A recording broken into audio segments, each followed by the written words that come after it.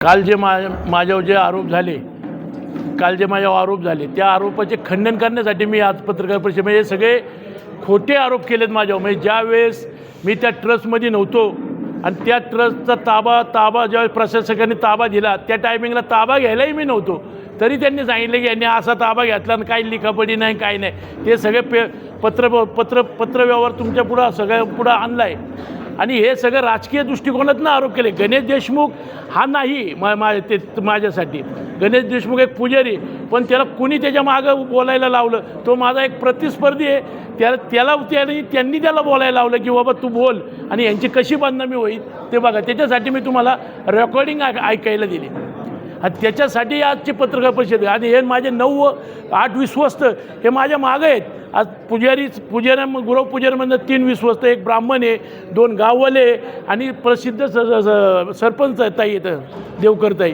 मग हे 8 विश्वस्त माझ्या मागं आहेत. यामध्ये त्यांनी असाही आरोप केला की पैशाची मोठी अफरातफर केली जाते, सोने चांदीच्या वस्तूंना डल्ला मारला जातो. तिथं CCTV बसवल्यात, एक नाही 30 CCTV तिथं बसवलेले आणि त्या CCTVच्या याच्यात मी एक म्हणजे हंगामी कर्मचारी तिथं ठेवलेले आहेत.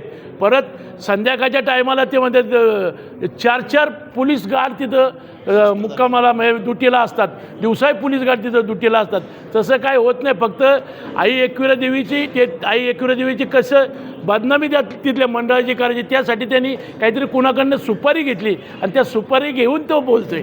यासाठी आपण भविष्यात काही कायदेशीर कारवाई करणार आहोत, तर तुमचं पुढचं पाऊल काय? मी कायदेशीर कालच जाऊन पोलीस स्टेशनला कंप्लेंट केली आणि माझ्या वकिलांना सगळं सांगून वकील साहेब पुढे माझं नुकसान भरपाई जाऊन आम्ही दावा त्याच्यावर टाकणार. या राजकारणामुळं देवस्थान बदनाम होत आहे, तर काय सांगाल विरोधकांना एकच तुमच्या माध्यमातून सांगणे की राजकारणाच्या जागी राजकारण ठेवा आणि देवस्थानच्या जागी देवस्थान ठेवा.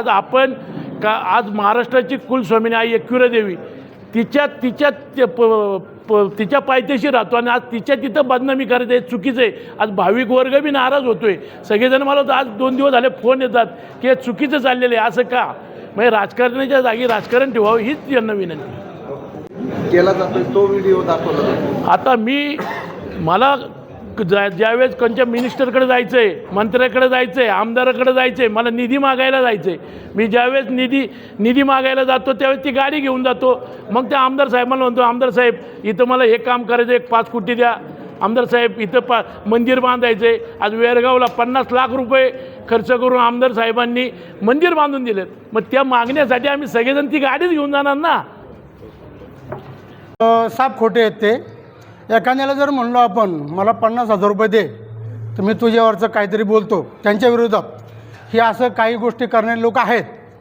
पण ह्या ज्या आता उलवळे साहेब अध्यक्ष आहेत देवस्थानचे, त्यांना 1 वर्ष होऊन आताशी झालेले आहेत, तर 25 किलो सोनं गेलं कुठं? त्यांचे कसं काय येईल देवीला सोनं? हा जो आरोप आहे सगळा अध्यक्षांवरती सर्व खोटा आरोप आहे. हे कुठंतरी षडयंत्र चाललेलं आहे. आता विलक्षणचा प्रेड आलेला आहे. कुठंतरी बदनामी करण्याचं एक कारस्थान आहे. दुसरा विषय असा आहे पत्रकार साहेबांना, जे आमचा भिक्षुधंदा आहे, देवस्थान गृहमंडळाचा भिक्षुधंदा आहे, जे पैसे आमच्या हातामध्ये देतात ते काय आम्ही पेटीत टाकू शकत नाही. काय जे आमच्या ओटीचे पैसे आहेत ते आमच्या साडीमध्येच ठेवू शकतो. त्याला जागा नाही म्हणून आम्ही त्या पेटीच्या बाजूला थोडं ते हे केलेले त्याच्यात ठेवतो आम्ही, दुसरं काही नाही. तुमचं नाव? रामदास सदाशिव देशमुख.